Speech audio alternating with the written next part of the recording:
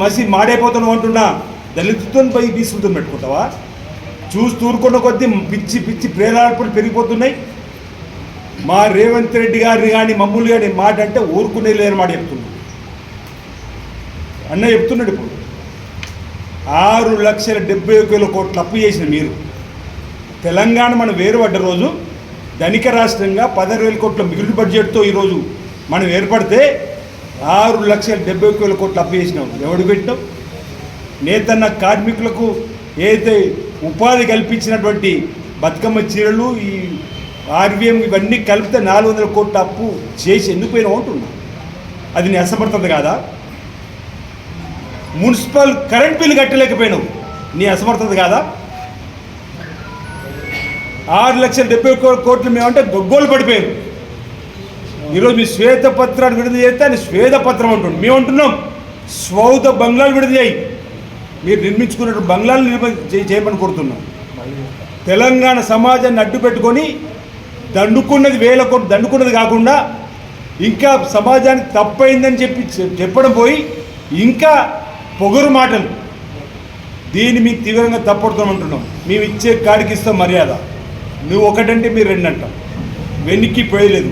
ప్రజలు ఈరోజు మాకు మ్యాండేట్ ఇచ్చారు 64+1 సిపిఐ 65 తోటి. నీకు 2014 10 సీట్ ఇచ్చారా?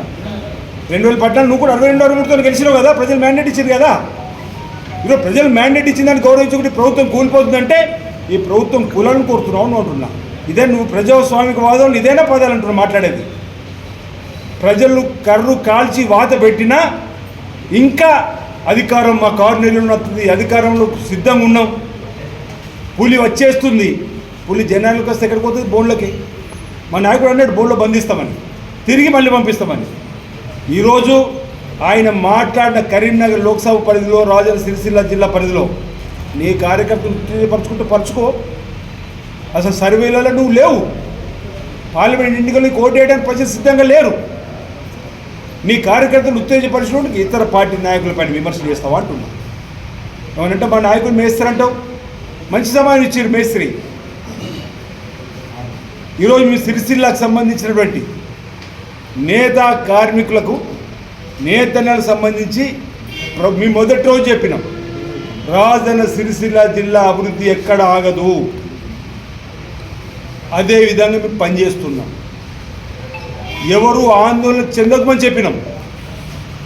ఈయనే మా 39 మంది ఎమ్మెల్యేలను అడ్డుపెట్టి నేతా కార్మికుల కోసం ఉద్యమం చేస్తా అంటున్నాడు.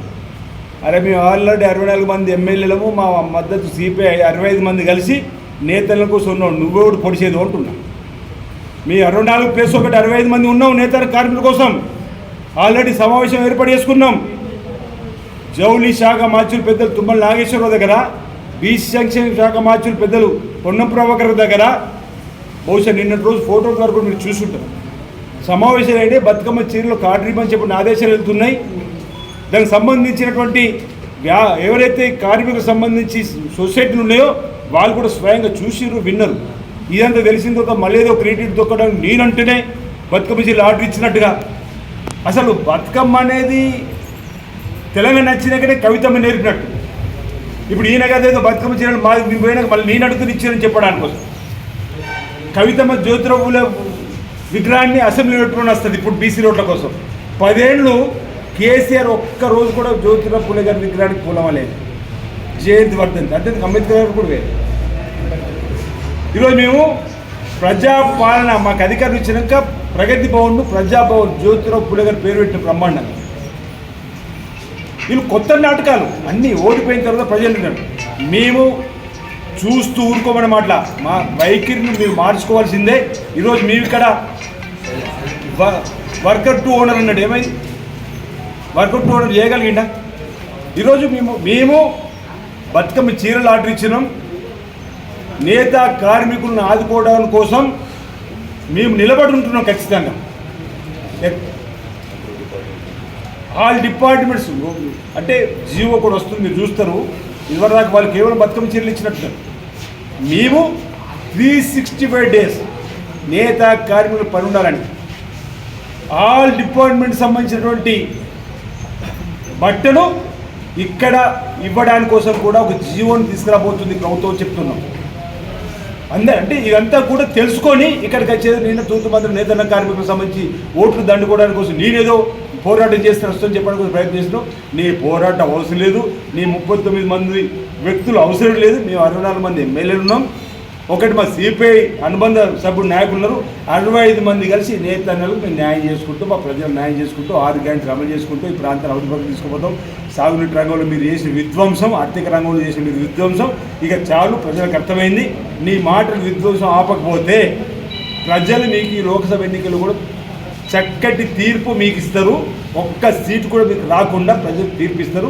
మీ మాటలు అహంకారపూరితమైన వ్యాఖ్యలు ప్రభుత్వం పైన మీ మాటల తీరు ఏదైతే ప్రజలు గమనిస్తున్నారు, మీరు దాన్ని తీవ్రంగా తప్పడుతున్నారు. మా నాయకుడిని కానీ మమ్మల్ని కానీ మా ప్రాంతాన్ని కానీ మీరు పిచ్చి పిచ్చి ప్రేరాలతో మాట్లాడుతూ మాత్రం భవిష్యత్తులో చూస్తూ ఊరుకోమని మాట సందర్భం చెప్తూ మరొకసారి మా దళిత బలహీన వర్గానికి సంబంధించినటువంటి ఎమ్మెల్యేలపైన పిచ్చి పిచ్చి ప్రేరణ చూస్తూ ఊరుకోమంటున్నాం. నేను అదే రోజన్నా ఈ వ్యాఖ్యలు దురహంకారం.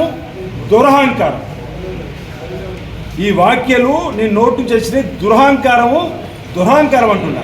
ఇంకా మీ దొరలకు వెళ్ళవన్నా, ఇంకా మీ దొరల రాజ్యం రావాలన్నా, చాలా దోచుకున్న కాడికి అడుగుతున్నా. ప్రజలు చక్కటి తీర్పిచ్చి ఈరోజు పేద ప్రజల పాలన కావాలని కోరుకుంటారు. ప్రగతి భవన్కి అసలు అపాయింట్మెంట్ ఇచ్చిన ఒకటి సార్. ఈరోజు ప్రజలు ప్రగతి భవన్కి వెళ్ళి వినతి పత్రాలు ఇస్తున్నారు. అధికారులు ప్రజలకు వెళ్ళి ప్రజల దగ్గర నుంచి వినతి పత్రాలు తీసుకుంటున్నారు. సెక్రటరియట్ ఇప్పుడు కిటికెట్లు ఆడుతుంది పేద ప్రజలతోటి. సెక్రటరియట్ కనీసం ఎమ్మెల్యేలు సీతక్క పోతే రానియం, రేవంత్ రెడ్డి ఎంపీ హోదాలో రానియలే. ఈరోజు పేద ప్రజలు సెక్రటరియట్కి వెళ్ళి వాళ్ళ పనులు